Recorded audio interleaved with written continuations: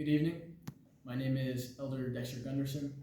I'm serving as a missionary for the Church of Jesus Christ of Latter-day Saints and am currently in Paraguay. I'm also Eve's younger brother. Eve really wanted me to be at her wedding, so here I am, virtually present, and I'd like to start by congratulating the groom.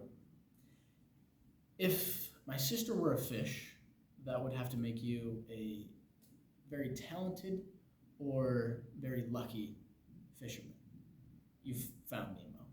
Or in other words, you've made a 1 in a million catch.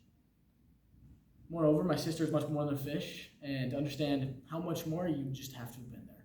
And I'll try and illustrate my point. Throughout my high school life, I would often stay up absurdly late, completing mundane tasks, most commonly washing my laundry. And way too many times, I would run into my sister also washing laundry or making pancakes.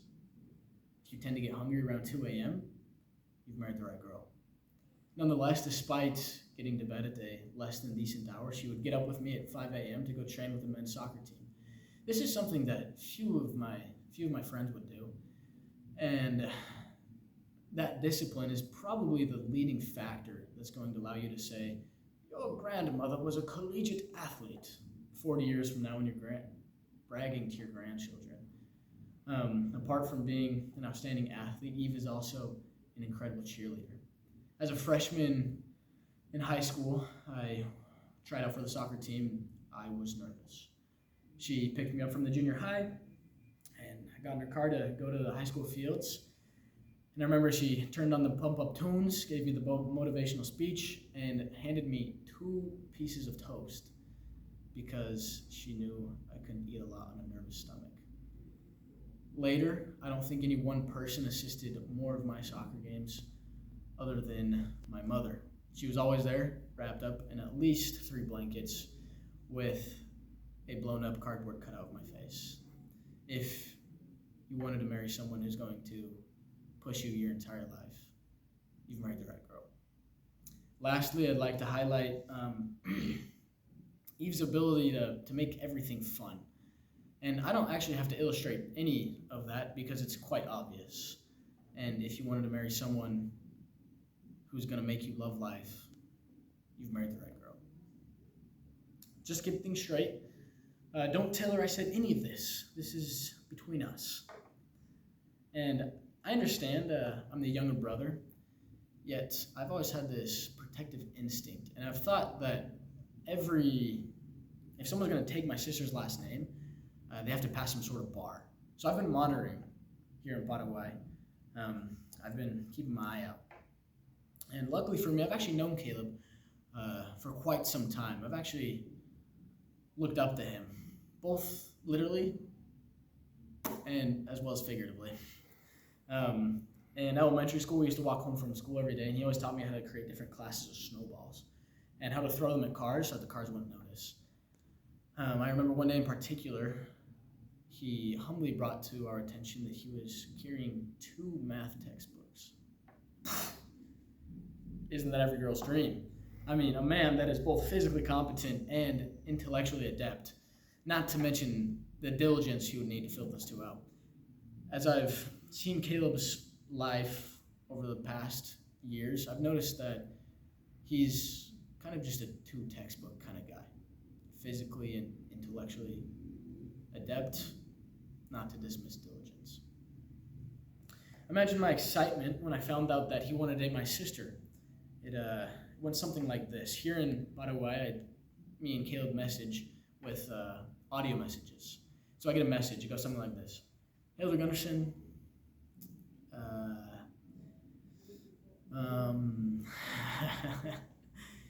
I want to date your sister. Are you all right with that? Am I all right with that? Yes, sir. And he goes, all right, but you got to keep this between you and me. This isn't going anywhere else, so I got you. Not a word. So now I'm on a video call with my sister, and it goes something like this. I want to go out with Caleb, but I don't know if he likes me. Do you think he likes me? Yes. How do you know? Poker face. I don't see why he wouldn't. So now I'm back with Caleb. buddy, dog, come on, you gotta get moving. There's competition out there. Make something happen. I'm rooting for you.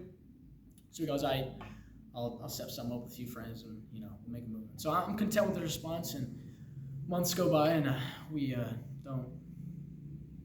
don't say anything until a little bit ago I get a message, and it goes something like this: Helder Gunderson, I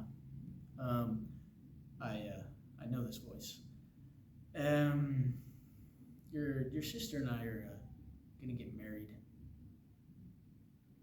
Are you okay with that? The second thing I like about Caleb is he knows how to take good advice.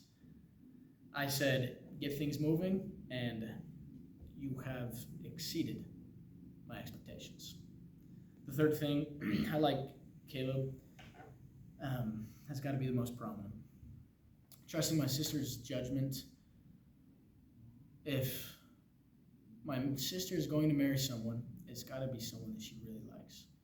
And even being thousands of miles away, it's pretty obvious my sister really likes this guy. So the only advice I'll give you is the same advice that Master Ogwe gave Master Shifu. Yesterday is history, tomorrow is a mystery, and today is a present. So I'd say be present. Enjoy the moment. Not everyone gets to marry a 1 in a million girl or a textbook kind of guy. So I've said it once, and I'll say it again. Caleb,